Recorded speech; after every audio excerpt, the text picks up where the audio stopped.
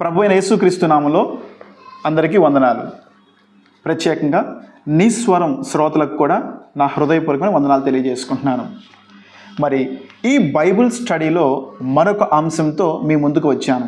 చాలా జాగ్రత్తగా నిదానంగా ప్రతి విషయాన్ని మీరు పరిశీలన చేస్తూ మరి దేవుని వాక్యాన్ని గ్రహించాలని నేను మనవి చేసుకుంటున్నాను. Okay, right.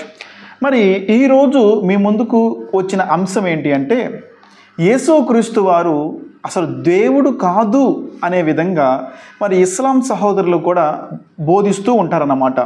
కొన్ని సమయాలలో చాలామంది క్రైస్తవులు మరి గలిబిలి చెందుతూ ఉంటారు. కాబట్టి ముఖ్యంగా క్రైస్తవ సమాజానికి మరి ఈ కోణంలో కూడా వాస్తవాలు తెలియాలి కాబట్టి నేను మీ ముందుకు ఈ అంశాన్ని తీసుకొచ్చాను. ఈ సహోదరులు ఇస్లాం బోధకులుగా ఉన్నారు. ఒకసారి ఆయన వీడియోను మీ ముందుకు మరి నేను ప్రజెంటేషన్ చేస్తున్నాను. ఒకసారి చూడండి, జాగ్రత్తగా పరిశీలన చేయండి.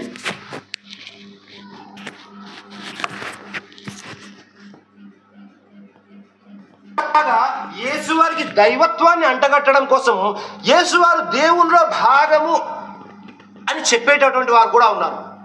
దేవుణ్ణి 3 భాగాలు చేసి ఒక భాగం యేసువారికి, ఒక భాగం నిజమైన దైవానికి, మరొక భాగము యేసుగారి తల్లి అయినటువంటి హజరత్ మరియం గారికి కూడా ఇవ్వడం జరుగుతుంది.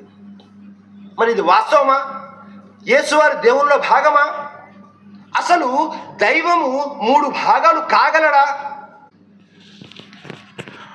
ఇక్కడ మీరు ఒక విషయాన్ని గమనించండి.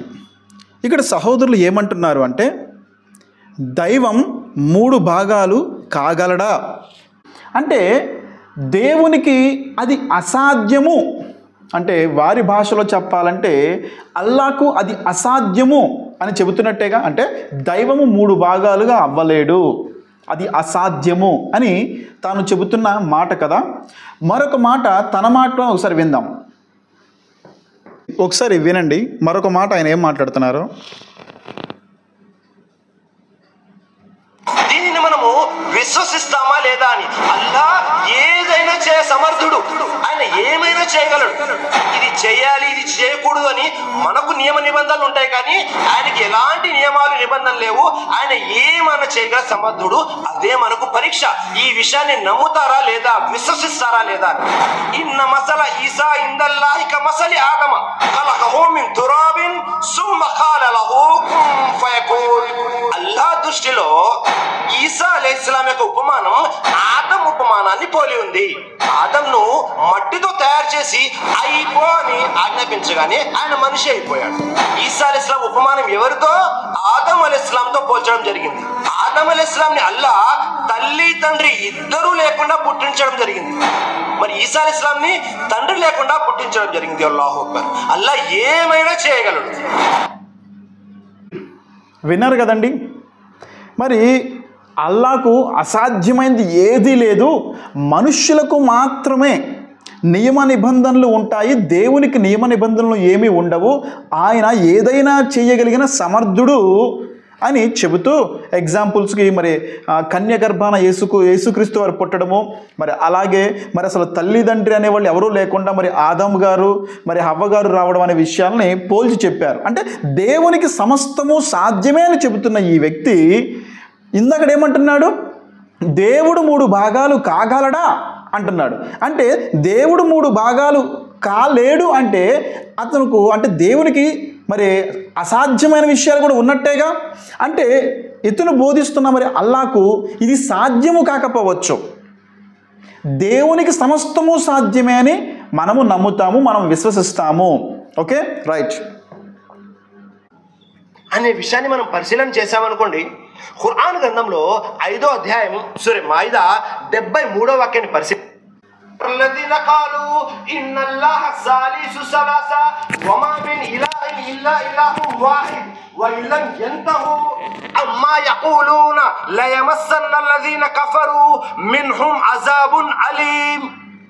అల్లా అంటే ముగ్గురిలో 3వ వాడు అని చెప్పిన వారు నిశ్చయంగా తిరస్కారానికి, కుఫ్రుకు పాల్పడినట్లే. యథార్థానికి ఒక్కడైన అల్లా తప్ప మరొక ఆరాధ్య దైవం లేనేలేడు. వారు గనుక వారి యొక్క అవిశ్వాసపు మాటలను మానుకోకపోతే వారికి బాధాకరమైన శిక్ష అంటుకుంటుంది. దైవం అంటే ముగ్గురులో మూడోవాడు అని అన్నాము అంటే కుఫ్రుకు పాల్పడినట్లే, తిరస్కారానికి పాల్పడినట్లే. దైవము ముగ్గురులో మూడోవాడు కాదు, ముక్కోటి అంతకన్నా కాదు, ఒకే ఒక్కడు. యథార్థానికి ఒక్కడైన అల్లాహ్ తప్ప మరొక ఆరాధ్య దైవం లేనే లేడు.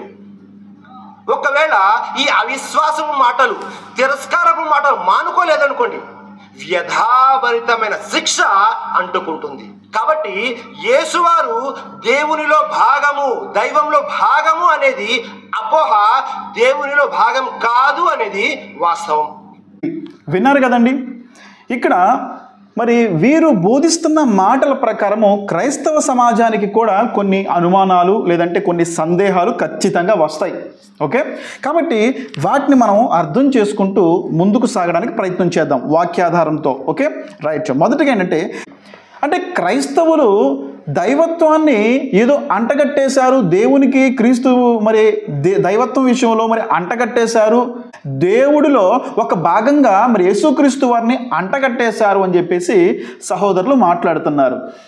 ఒకవేళ గనక ఈ యొక్క దైవత్వాన్ని గనక అంటగట్టడం గనక మనకు గనక వస్తే, అంటే క్రైస్తవులకు గనక వస్తే, భారతదేశంలో చాలామంది ఉన్నారు దేవుళ్ళు అని పిలువబడుతున్నవారు. మరి యేసుక్రీస్తు వారు చేసిన వాటికంటే గొప్ప గొప్ప శక్తులని, మాయాజాలాలని ఎన్నో సినిమాల్లో చూసాం, ఎన్నో గ్రంథాల్లో కూడా మనం విన్నాం. ప్రపంచపు దేశాలలో అనేక మంది మరి దేవుళ్ళుగా పిలువబడుతున్న వారు అనేక మంది ఉన్నారు. ఎన్నో లేదంటే వారు అద్భుతాలు చేశారు. మనుషులు కూడా ఎంతోమంది ఉన్నారు, అద్భుతాలు చేసేవారు ఉన్నారు. కానీ యేసుక్రీస్తు వారినే మేము దేవుడుగా అనుకుంటున్నాము, దేవునిగా నమ్ముతున్నాము. మరి మిగతా వారందరినీ కూడా ఎందుకని మరి దేవుళ్ళుగా మేము అంగీకరించలేకపోతున్నాము? సహోదరులారా, ఇస్లాం సహోదరులు, మీరు ఆలోచన చెయ్యండి. అంటగట్టడం అనేది మాకు వచ్చిన పని ఏమీ కాదు. కేవలము గ్రంథాల పరిశీలన ద్వారా మాత్రమే ఓకే క్రీస్తు దేవుడు, యేసుక్రీస్తు వారు దేవుడు అని మేము విశ్వసిస్తున్నాము, దాన్నే మేము ప్రకటిస్తున్నాము. మరి ఈ సహోదరుడు తీసుకున్న ఆ యొక్క రెఫరెన్సు మరి ఖురాన్లో 5:73లో మనకి కనిపిస్తుంది. ఒకసారి దాన్ని ఏంటో నేను చదువుతాను తెలుగులోనే. అల్లాహ్ ముగ్గురిలో ఒకడు అన్నవారు నిశ్చయంగా అవిశ్వాసానికి పాల్పడినవారు. ముగ్గురిలో ఒకడు అనే పదం అండర్లైన్ చేసుకోండి. రెండో పాయింట్ ఏంటంటే, వాస్తవం ఏమిటంటే దేవుడు ఒక్కడే, మరొక దేవుడు లేడు. వారు గనుక తమ మాటలను మానుకోకపోతే, వారు గనక ఆ మాటలు గనక మానుకోకపోతే వారిలో అవిశ్వాసానికి ఒడిగట్టిన వారికి మరి వ్యధాభరితమైన శిక్ష పడుతుంది. ఇక్కడ మనకి పాయింట్ వైజ్గా మనకు చాలా స్పష్టంగా అర్థమవుతుంది. మనం మైండ్లో పెట్టుకోవాల్సిన విషయాలు అంటే, ముగ్గురిలో ఒక్కడు అనే మాట, అదేవిధంగా వారు గనక తమ మాటలను మానుకోకపోతే, ఈ మాటలను గుర్తుపెట్టుకోండి. ఖురాన్లో అసలు ముగ్గురిలో ఒక్కడు అనే మాట ఎలా వ్రాయగలిగారు? దీని గురించి మనం ఒకసారి కనుక ఆలోచన చేసినట్టయితే, వాస్తవానికి క్రైస్తవులు దేవుడిగా మరి త్రిత్వ సిద్ధాంతాన్ని చెప్పేటప్పుడు తండ్రిని, కుమారుణ్ణి, పరిశుద్ధాత్ముణ్ణి బోధిస్తూ ఉంటారు. ఈ ముగ్గురి గురించి బోధిస్తూ ప్రకటిస్తూ ఉంటారు. అయితే ఇస్లాం సహోదరుల యొక్క నమ్మకం ఏంటి అంటే, పరిశుద్ధాత్ముడే మహమ్మద్ ప్రవక్త గారని వారు విశ్వసిస్తారు. క్రైస్తవులు మరి ఆది సంఘము మొదలుకొని లేదంటే ముగ్గురు యొక్క దైవత్వం గురించి ప్రస్తావించాలంటే తండ్రి గురించి, కుమారుని గురించి, పరిశుద్ధాత్ముని గురించి మాత్రమే ప్రస్తావిస్తారు. కానీ మన సహోదరుడు ఏమంటున్నారు అంటే, ఎంతో తెలివిగా, అంటే ఇతని మాటలు మాత్రమే కాదు, ఇస్లాంలో ఉన్న తెలివితేటల గురించి నేను మాట్లాడుతున్నాను. మరియమ్మ గారిని ముగ్గురిలో ఒకడుగా చేర్చాడు. కానీ వాస్తవానికి ఖురాన్లో ఆ ముగ్గురు అనే పదం ఉపయోగించబడిన కాలానికే పరిశుద్ధాత్ముని గురించి కూడా బోధించడం జరిగేది. మరియమ్మ గారిని జస్ట్ గౌరవించేవారు తప్ప ఇంత పీక్ స్థాయిలో పూజించడం అనేది ఆ రోజుల్లో లేదు. ఓకే, కాబట్టి పరిశుద్ధాత్ముడి గురించి ఇతను చెప్పడానికి అవకాశం లేదు. అందుకే ఆ స్థానంలో మరియమ్మ గారిని పెట్టేశారు. కానీ ఖురాన్ వ్రాసిన సమయంలో వారికి బాగా తెలిసింది ఏంటంటే, పరిశుద్ధాత్ముడి గురించి, యేసుక్రీస్తు వారి గురించి, తండ్రి గురించి వారు విన్నారు. అందుకే అక్కడ పరిశుద్ధాత్ముడిని స్కిప్ చేసి ఇక్కడ మరియమ్మ గారిని మన సహోదరులు తగిలిచ్చేశారనమాట. ఇది మీకు అర్థమైందని నేను అనుకుంటున్నా. ఓకే, ఖురాన్ టైంలో ఖురాన్ రాసే సమయానికే త్రిత్వమును గురించి బోధించడం మనకి కనిపిస్తుంది. ఎందుకంటే మనకి శిష్యులందరూ కూడా అదే బోధించారు కాబట్టి అదే ప్రాచుర్యంలో ఉంది. రైట్. అయితే మనము ఆలోచించవలసిన విషయం ఏంటంటే, మనకెంతో స్పష్టంగా తెలుసు పరిశుద్ధాత్ముడు మనకి బైబిల్లో కనిపిస్తున్నాడు. మహమ్మద్ ప్రవక్త గారు పరిశుద్ధాత్ముడు కాదని మనకు తెలుసు. ఓకే, ఎవరికన్నా ఈ విషయం గురించి అవగాహన కావాలనుకుంటే భారత్ ప్రక్షాళ్ యూట్యూబ్ ఛానల్లో మీరు ఆ వీడియోస్ని చూడొచ్చు అనమాట. రైట్. అయితే మనం ఇక్కడ కొన్ని విషయాలను ఇస్లాం సహోదరులతో కూడా పంచుకోవాలి కాబట్టి క్రైస్తవ జనాంగమా, అదేవిధంగా ఇస్లాం సహోదరులారా, ప్రాముఖ్యమైన విషయాలు కొన్ని ఉన్నాయండి. ఎందుకంటే మీరు కూడా కొంచెం అవగాహన చేసుకోవాల్సిన పరిస్థితులు ఉన్నాయి. ఎప్పుడో 600 సంవత్సరాల తర్వాత మరి వచ్చిన ఖురాన్లో మాటలు మీకు ప్రామాణికం అవ్వచ్చు, కానీ మాకు కాదండి. అర్థం చేసుకోండి. మీరు ఖురాన్ ఎంతో ప్రామాణికంగా మీరు గద్దించి బోధించి ఎన్ని ప్రచారాలు చేసినా మేము వాటిని అంగీకరించలేము. ఎందుకు అంటే యేసుక్రీస్తుతో పాటు మరి నడిచి ఆయనతో పాటు సహవాసము చేసిన యోహాను గారు, శిష్యుడైన యోహాను గారి యొక్క మాటలే మాకు ప్రామాణికము. యేసుక్రీస్తు వారి యొక్క మాటలే మాకు ప్రామాణికము. ఓకేనా? రైట్. కాబట్టి మరియు మనందరము కూడా గమనించవలసిన విషయాలు కొన్ని ఉన్నాయి బైబిల్ గ్రంథంలో. వాటన్నిటిని మనం పరిశీలన చేద్దాం. మొదటిగా దేవుడు వ్రాయించిన దేవుని యొక్క గ్రంథములో దేవుడు తెలియజేసిన ప్రవక్తల ద్వారా తెలియజేసిన విషయాలను మనం పరిశీలన చేయాలి. మన సహోదరులు, ఇస్లాం సహోదరులు దావీదు ప్రవక్త గారని నమ్ముతారు, సొలొమోను ప్రవక్త గారని నమ్ముతారు. ఓకే, కానీ వారి మాటలను ప్రామాణికంగా తీసుకోరు. ఎందుకంటే అవి ఖురాన్లో లేవు కాబట్టి. వారికి దావీదు గారు ఏం బోధించారు, సొలొమోను గారు ఏం బోధించారు, యేసు ప్రభు వారు ఏం బోధించారు, ఇవేమి ఖురాన్లో లేవండి. మరి మీకు ఎలా తెలుస్తుందండి? ఆలోచన చేయండి మీరు కూడా ఒకసారి. మరి ప్రవక్త అయిన దావీదు గారి యొక్క మాటల్లో మనము వాస్తవాలని పరిశీలన చేద్దాం. కీర్తనలు అంటే దావీదు గారి రాసిన కీర్తన 2వ కీర్తన ఒకసారి బైబిల్ ఓపెన్ చేయండి. 2వ కీర్తన 12వ వచనం నేను చదువుతాను, ఒకసారి గమనించండి. ఆయన కోపము త్వరగా రగులు కొనును. ఇక్కడ మీరు ఇంకో విషయం గమనించాలండి. నేను ఇందాక మీకు చెప్పాను కదా, ఖురాన్లో ఉన్న విషయాలను మీరు కొన్ని నోట్ చేసుకోవాలని. ముగ్గురిలో అన్న పదం ఎందుకు వచ్చిందో మనం చెప్పేశాం. అలాగే ఇంకొక మాట కూడా ఉందన్నమాట. వారు గనుక తమ మాటలను గనక మానుకోకపోతే, అంటే ఒక మనిషి ఇస్తున్న సలహాలాగా, సూచనలాగా ఉందా తప్ప అది దేవుని యొక్క అధికారపూర్వకమైన వాక్కులాగా లేదు. చాలా జాగ్రత్తగా వింటేనే మీకు అర్థమవుతుంది. వాళ్ళు అవి మానుకుంటే ఓకే, క్షమించేస్తాను, వదిలేస్తాను. వాళ్ళు కనుక ఈ మాటలు కనుక మానుకోలేదనుకో నేను వాళ్ళని శిక్షిస్తాను. ఎబ్బెబ్బే, ఇది కాదండి దేవుని యొక్క వాక్కు. దేవుని యొక్క వాక్కు ఎలా ఉంటుందో ఒక్కసారి చూడండి. ఇక్కడ ఆయన కోపము త్వరగా రగులు కొనును. దావీదు ప్రవక్త ఆయన దేవుని వాక్కును పలుకుతున్నాడు ఇక్కడ. ఆ విషయం మర్చిపోవద్దు ఇస్లాం సహోదరులారా. ఆయన కోపము త్వరగా రగులు కొనును, కుమారుణ్ణి ముద్దు పెట్టుకొనుడి. కుమారుడు అండర్లైన్ చేసుకోండి. కుమారుణ్ణి ముద్దు పెట్టుకొనుడి, లేని ఎడల ఆయన కోపించును. అప్పుడు మీరు త్రోవ తప్పి నశించెదరు. త్రోవ తప్పుతారు. మీరు యేసుక్రీస్తు వారిని అంగీకరించకపోతే త్రోవ తప్పుతారు ఎవరైనా సరే. రైట్. తర్వాత ఆయనను ఆశ్రయించు వారందరూ ధన్యులు. Praise God. యేసుక్రీస్తు వారిని ఆశ్రయించు వారందరూ కూడా ధన్యులు. కుమారుని ముద్దు పెట్టుకోవాలి అంటే కుమారుని గురించి నువ్వు అంగీకరించాలి. ఆయన అంగీకరించకపోతే నువ్వు త్రోవ తప్పుతావు అని దావీదు గారు, ప్రవక్త అయిన దావీదు గారు ఈ మాటలు పలుకుతున్నారు. అదేవిధంగా మరొక మాట చూద్దాం. సామెతల గ్రంథము 30వ అధ్యాయము 4వ వచనం. కొంచెం స్పీడ్గా వెళ్తానండి. సామెతల గ్రంథము 30వ అధ్యాయము 4వ వచనం. ఇక్కడ ఈ యొక్క సామెతల గ్రంథంలో ఆగూరు అనే ఒక వ్యక్తి ప్రవక్త ద్వారా ఈ మాటలు చెప్పబడుతున్నాయి అన్నమాట.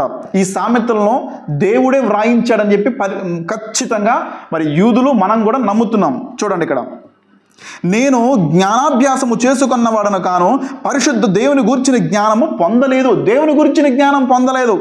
అసలు మనిషి అనేవాడు కదా లేదని ఇక్కడ. ఆకాశమునకెక్కి మరలా దిగి వచ్చు వాడెవడు? తన పిడికిళ్లతో గాలిని పట్టుకొనగలవాడెవడు?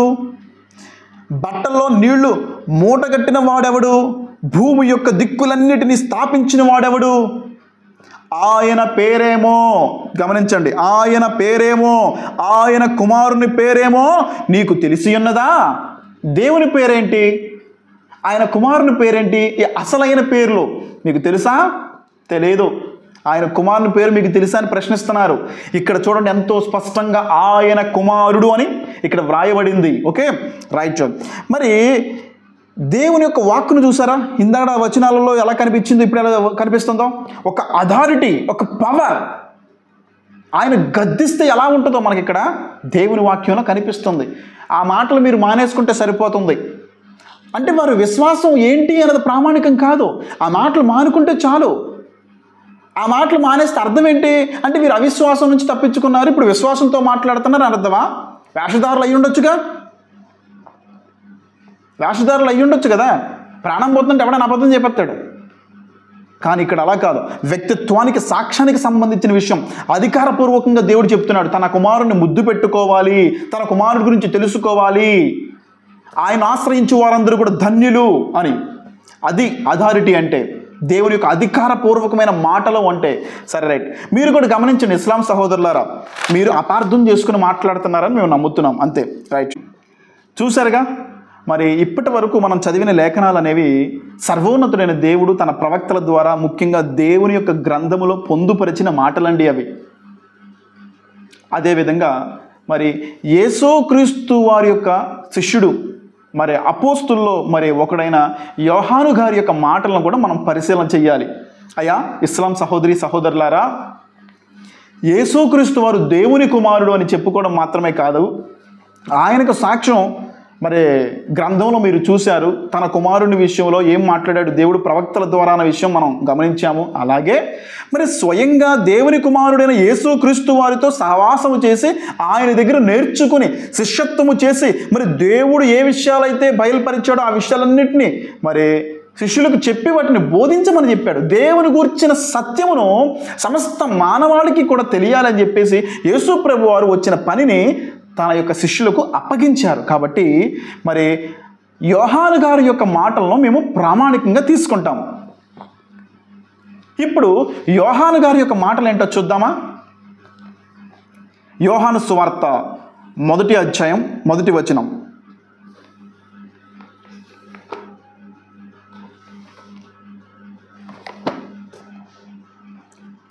ఇక్కడ గమనించండి. ఆదియందు వాక్యముండెను, వాక్యము దేవుని యొద్ద ఉండెను, వాక్యము దేవుడై ఉండెను. అండర్లైన్ చేసుకోండి, వాక్యము దేవుడై ఉండెను అంటే ఇక్కడ ఎంతో స్పష్టంగా యోహాను గారు చెప్తున్నారు యేసుక్రీస్తు వారే దేవుడు అని సెలవిస్తున్నారు. ఓకే, తర్వాత కొన్ని విషయాలు మనం గమనించాలన్నమాట. ఈ పారాగ్రాఫ్ చదువుతాను, చాలా అద్భుతమైన విషయాలండి. కాబట్టి నేను చదువుతున్నాను. వాస్తవానికి స్కిప్ చేద్దాం అనుకుంటున్నా కానీ లేదు, ఈ చాలా ప్రాముఖ్యమైన విషయాలు కాబట్టి నేను చదువుతున్నాను. ఆయన ఆదియందు దేవుని యొద్ద ఉండెను, సమస్తమును ఆయన మూలముగా కలిగెను, కలిగి ఉన్నది ఏదియో ఆయన లేకుండా కలుగలేదు. ఇది యేసుక్రీస్తు వారి గురించి చెప్పబడుతున్న మాటలండి.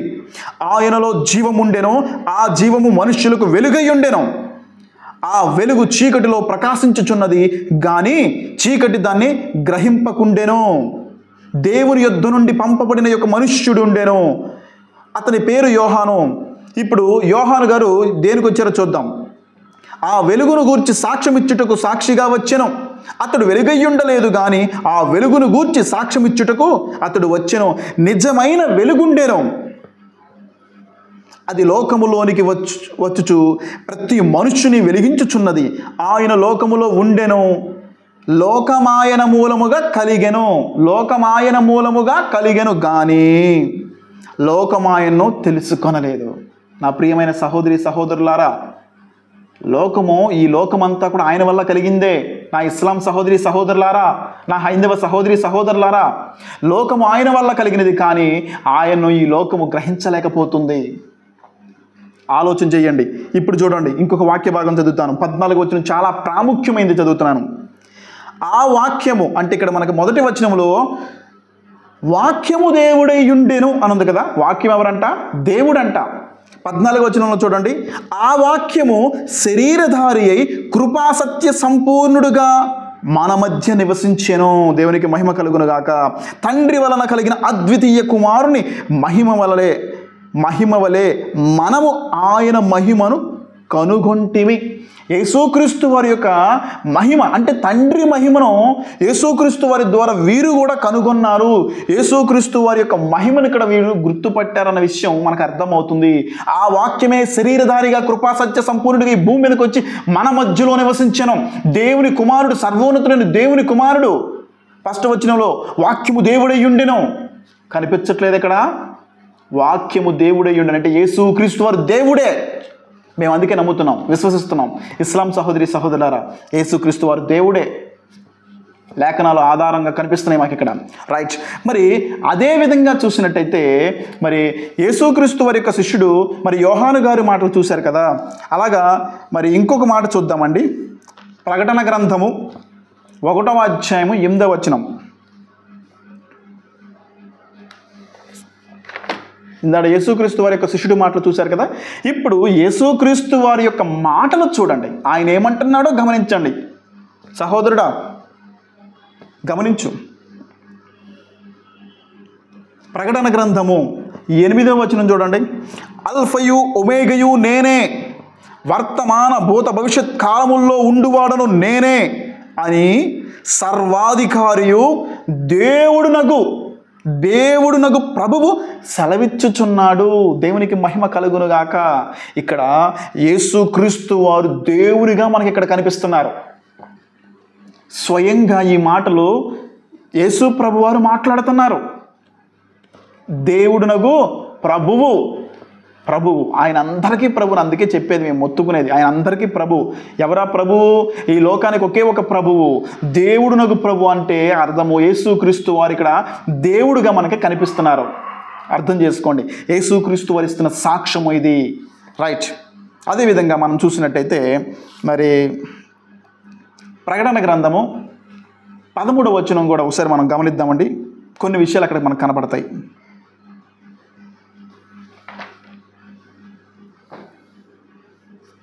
ప్రకటన గ్రంథము 13వ వచనం చూడండి. వ్రాయబడిన యొక్క నామము మీకోసం మరలా చిన్నగా చదువుతున్నాం. వ్రాయబడిన యొక్క నామము ఆయనకు కలదు, అది ఆయనకే గాని మరి ఎవ్వనికిని తెలియదు.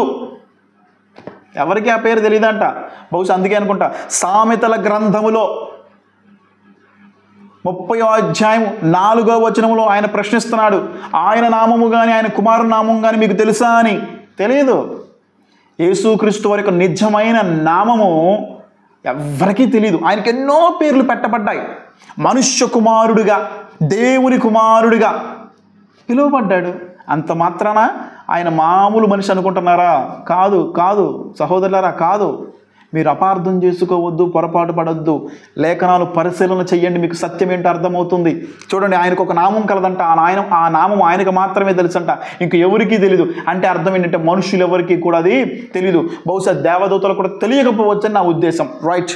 అదేవిధంగా మనం చూసినట్టయితే అదే వచనం మనం ఒకసారి గమనిద్దాం. కొంచెం కిందకు వచ్చి చదువుదామా. మరియు దేవుని వాక్యము అను నామము ఆయనకు పెట్టబడి ఉన్నది. నేను చెప్పాను కదా, అదే ఆయనకి ఈ పేరు కూడా పెట్టబడింది. ఏంటంటే ఆయన పేరు దేవుని వాక్యము అని ఒక పేరు పెట్టబడిందంట. బహుశా అందుకే యోహాను గారు చూసారు ఏమన్నారు? దేవుడు ఎవరంట? వాక్యమే దేవుడై ఉండెను, ఆ వాక్యమే శరీరధారిగా వచ్చెను. ఎంతో స్పష్టంగా కనబడుతుంది కదా. ఆయన పేరేంటి?